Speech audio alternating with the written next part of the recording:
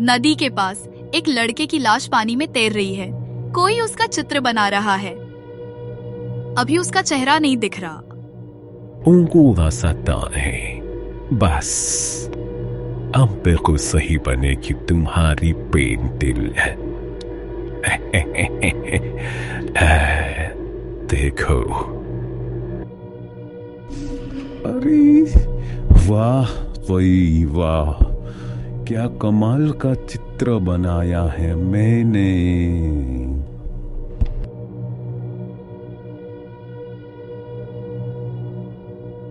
जब चित्र बन गया तो उसने एक पेड़ पे उसे लगा दिया। 5 साल पहले एक छोटे से गांव ढोलकपुर में एक गरीब किसान धनीराम, उसकी पत्नी गोमती और उनकी इकलौती बेटी पारो रहते थे। धनीराम बहुत मेहनती था, लेकिन किस्मत ने उसे कभी मुस्कुराकर नहीं देखा। खेत में थोड़ा बहुत टमाटर, मिर्च, लौकी, आलू और प्याज उगते थे। धनीराम थोड़ी सब्जियां घर के लिए रखता और बाकी की सब्जियां वो बाजार में बेचता। पर इस गरीबी में भी उसकी बेटी पारो किताबों से चिपकी रहती थी। उसकी आंखों में चमक थी, कुछ कर दिखाने की, और जुबान पर एक ही बात, मैं अफसर बनूंगी, गांव के लिए कुछ बड़ा करूंगी, और माँ बापूजी, मैं आपकी गरीबी दूर करूंगी। हाँ बिटिया, लेकिन मेरे पास इतने पैसे नहीं कि मैं तुझे आगे पढ़ा सकूं। आप फिक्र मत करो बाबूजी, कुछ न कुछ हो जाएगा। पारो इतनी मेहनती थी कि हमेशा पॉजिटिव ही सोचती और अपने माता पिता को भी हिम्मत देती। लेकिन धनीराम मुश्किल से घर का गुजारा कर पाता था। कभी कभी तो वो लोग बिना खाए भी सो जाते, इतने खराब हालत थे उन लोगों के।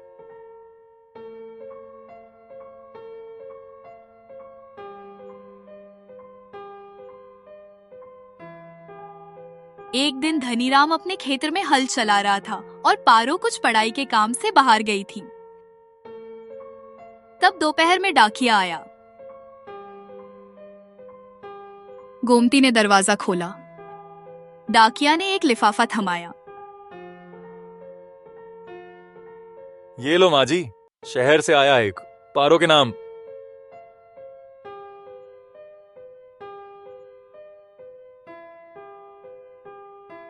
शाम को जब सब खाना खाने बैठे तब गोमती ने चिट्ठी पारो को दी। पारो ये देख, तेरे लिए शहर से आया है। पारो ने जैसे ही खोला उसकी आंखें चमक उठी। माँ, बाबूजी, मुझे स्कॉलरशिप मिल गई है। अब मैं शहर में जाकर आगे की पढ़ाई फ्री में कर सकती हूँ। हॉस्टल, खाना सब मुफ्त। अब आपको टेंशन लेने की कोई जरूरत नहीं है। अब सब ठीक हो जाएगा बाबूजी। धनीराम और गोमती की आंखों में खुशी के आंसू थे। गरीबी थी, लेकिन सपना अब पंख ले चुका था।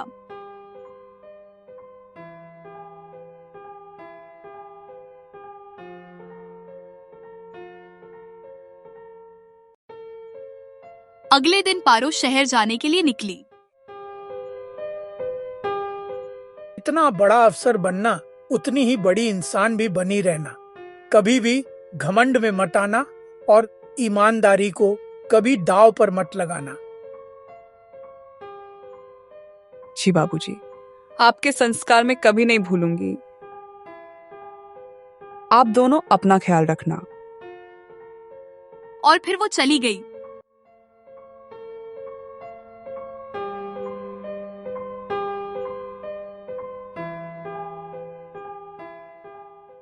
एक हफ्ता, एक महीना बीत गया, लेकिन कोई फोन, कोई चिट्ठी नहीं आई पारो की।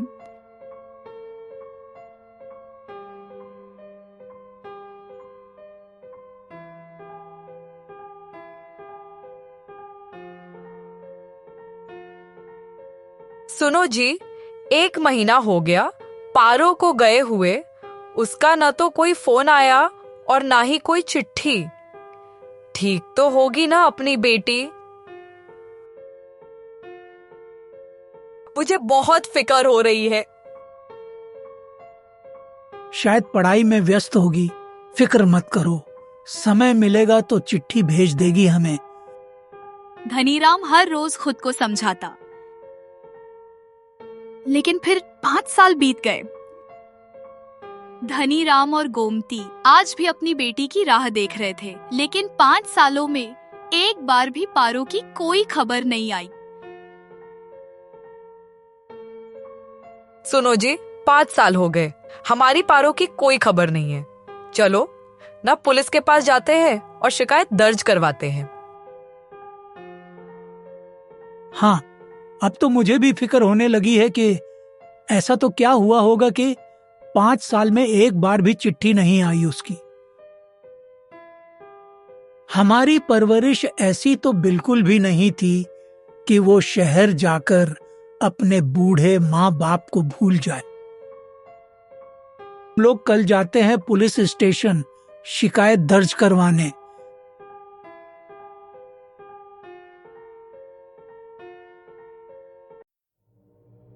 अगले दिन गांव के लोग एक पेड़ के पास खड़े चित्र देख रहे थे और हल्ला मचा हुआ था।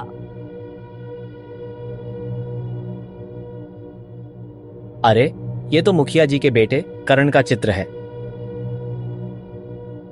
लेकिन ये इस तरह से कैसे, वो भी यहाँ पर?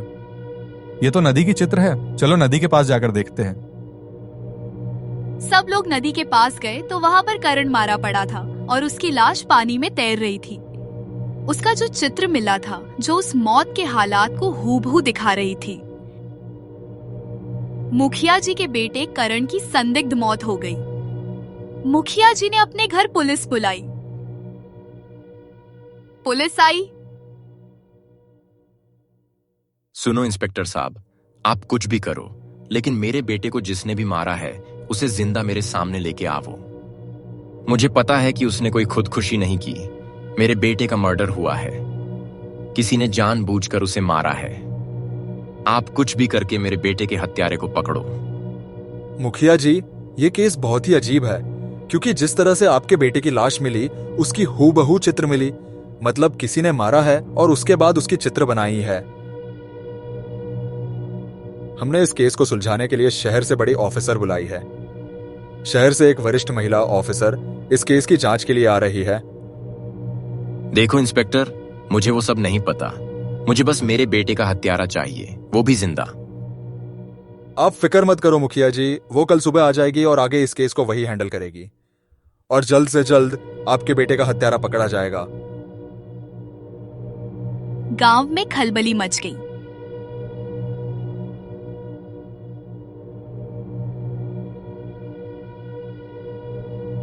उसी रात धनीराम और गोमती बैठकर बात कर रहे थे। अगर हमारी पारो होती ना तो आज यही सुलझाती इस केस को। हाँ, वो भी अफसर ही बनने गई थी, पर अब ना उसका कुछ पता है ना हमारी उम्मीद बची है।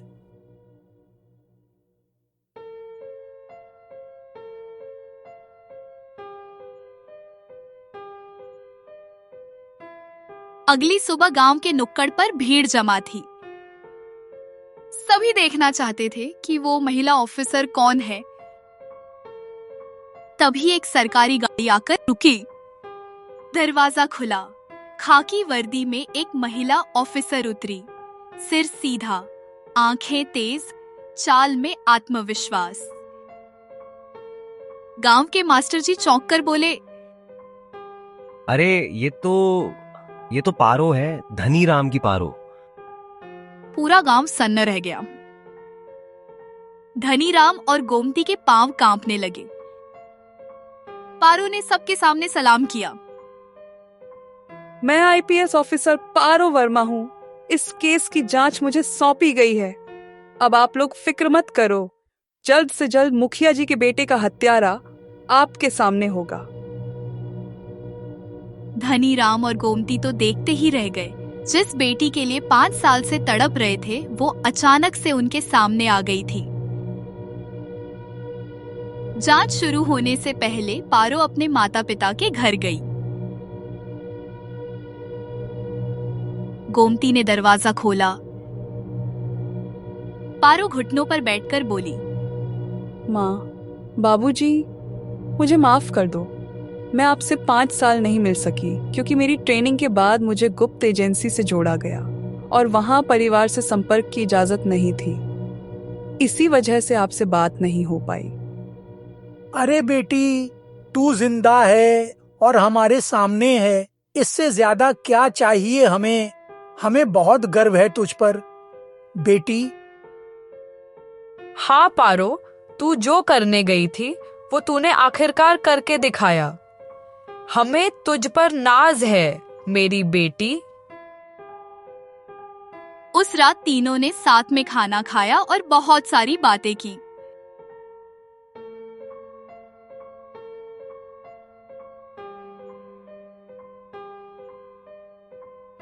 अगले दिन पारो थाने गई।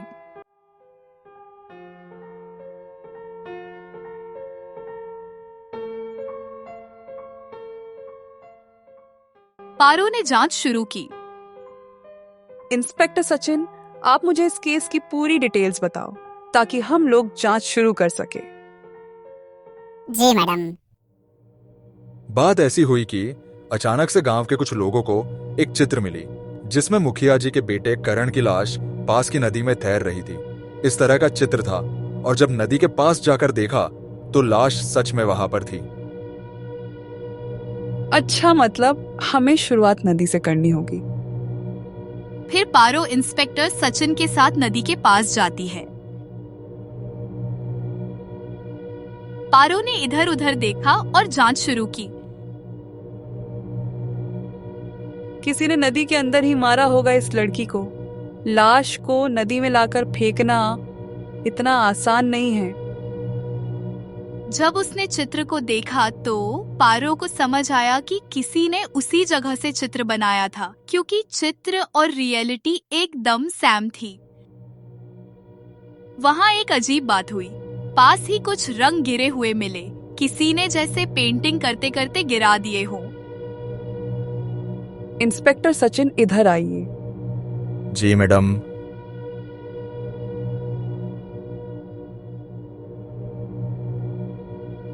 ये देखो, यहाँ पर किसी ने चित्र बनाया है और हो ना हो कातिल ने इधर से ही चित्र बनाया होगा।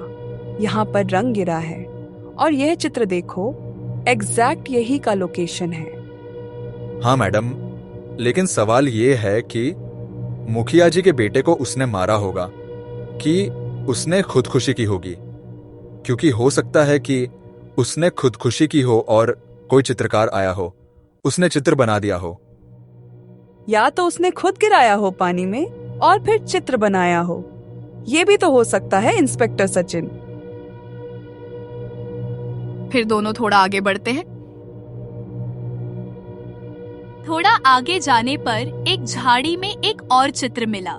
इस बार उस चित्र में एक आदमी कुएं में तैर रहा था। हो ना हो हत्यारा एक चित्रकार ही है, इंस्पेक्टर सचिन। पारो और उसकी टीम को ये समझ नहीं आ रहा था कि ये पेंटिंग्स कौन बना रहा है और कैसे ये मौतों का पूर्वाभास दे रही है। तभी कॉल आया। क्या? जी जी, हम अभी आते हैं। मैडम, गांव में फिर एक मौत हो गई। एक आदमी कुएं में गिरा मिला, जैसे इस चित्र में है वैसे। पारो जब वहां पहुंची तो वो दृश्य हूबहू वैसा ही था जैसा दूसरी पेंटिंग में था। अब मामला गंभीर हो गया। पारो वापस थाने लौट रही थी, तभी पारो को रास्ते में एक और पेंटिंग मिली। इस बार कोई आदमी ऊंचाई से गिरता दिखाया गया था। वो चित्र को लेकर थाने गई।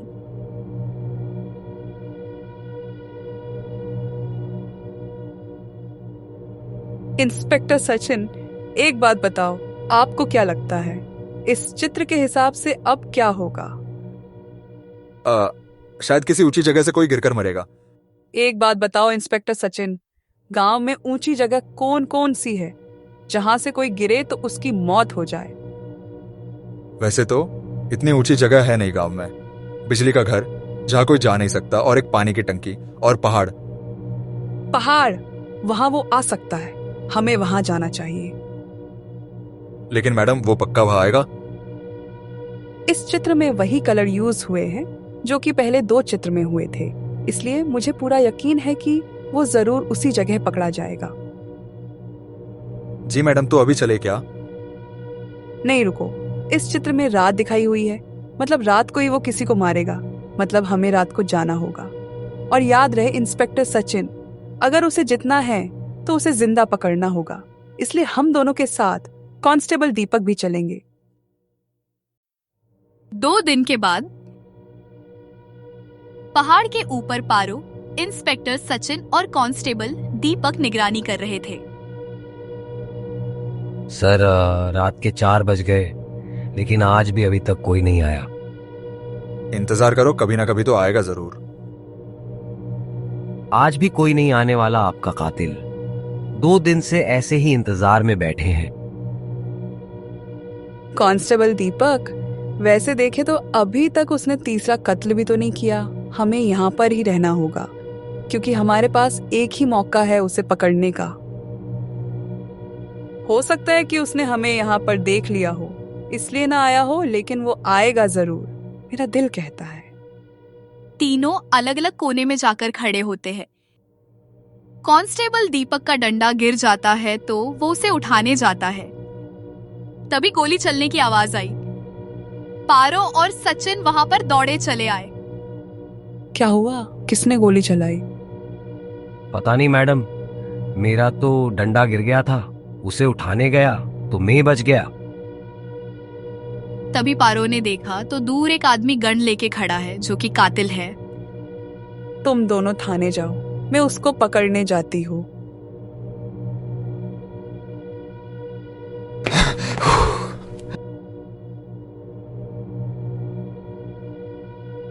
तभी अचानक से पीछे से उसके ऊपर किसी ने डंडा मारा। पारो बेहोश हो गई।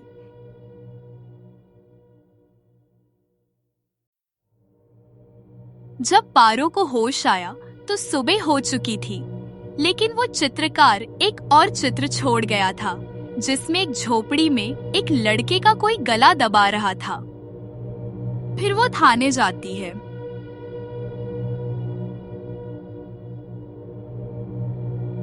अब ये सिर्फ इत्तेफाक नहीं था। पारो को यकीन हो गया कि कोई है जो इन मौतों की योजना पेंटिंग्स के जरिए दिखा रहा है। पारो ने पेंटिंग्स को ध्यान से देखा। उसे सूझा कि वो झोपड़ी जहां पर भी है, अगर वो मिल जाए तो अगली मौत होने से वो सुराग को पकड़ते हुए गांव के पुराने स्कूल के पीछे एक टूटी हुई झोपड़ी तक पहुंची। इंस्पेक्टर सचिन, यही की चित्र है, चलो अंदर जाते हैं।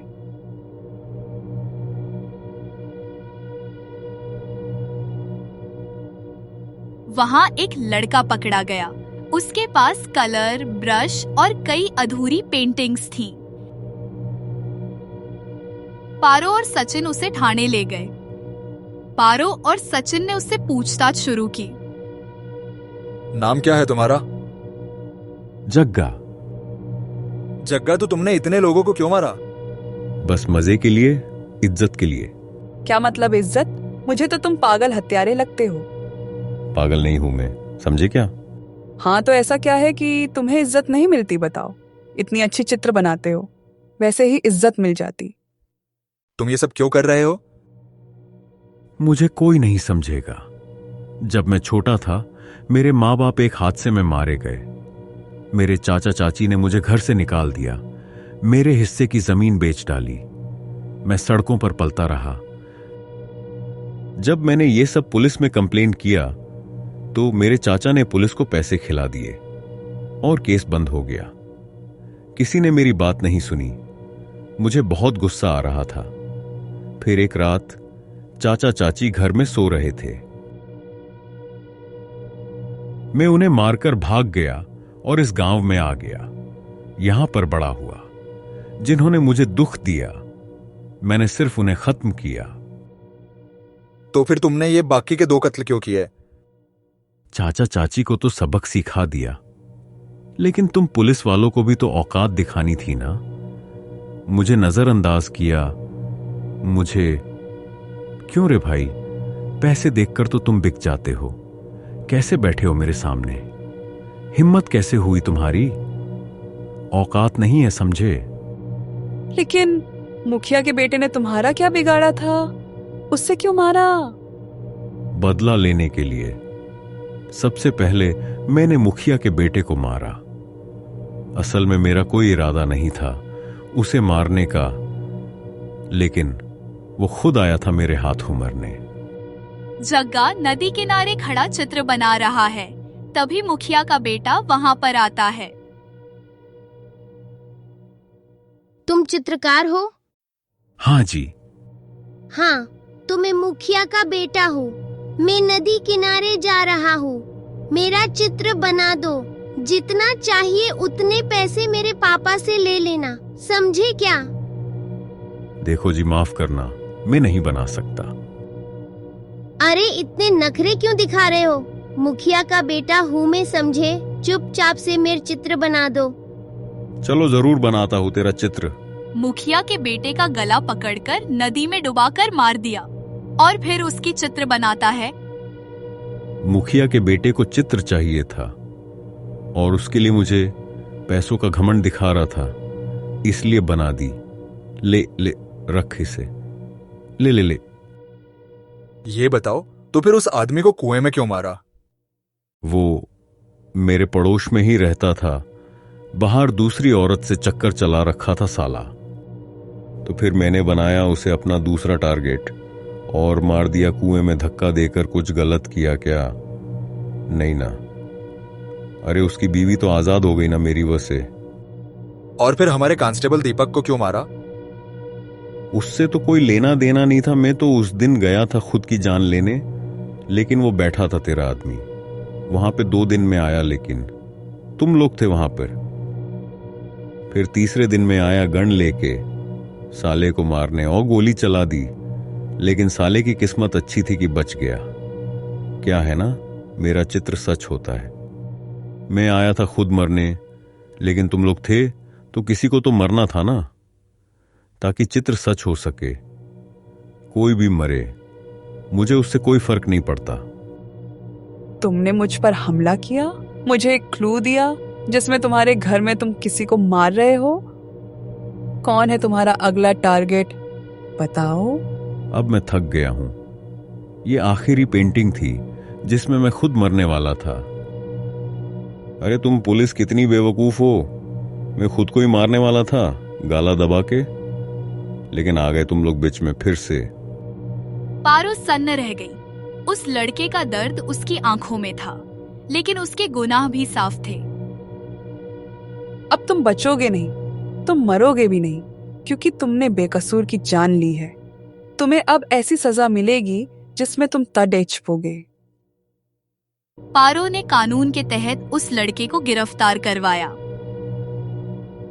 अब गांव के लोग पारो को सिर्फ अफसर नहीं, मसीहा कहने लगे थे। एक गरीब किसान की चतुर बेटी अब पूरे गांव की शेरनी बन चुकी थी। ऐसे ही हिंदी कहानियां सुनने के लिए हमारी चैनल को सब्सक्राइब करें और वीडियो को लाइक करें।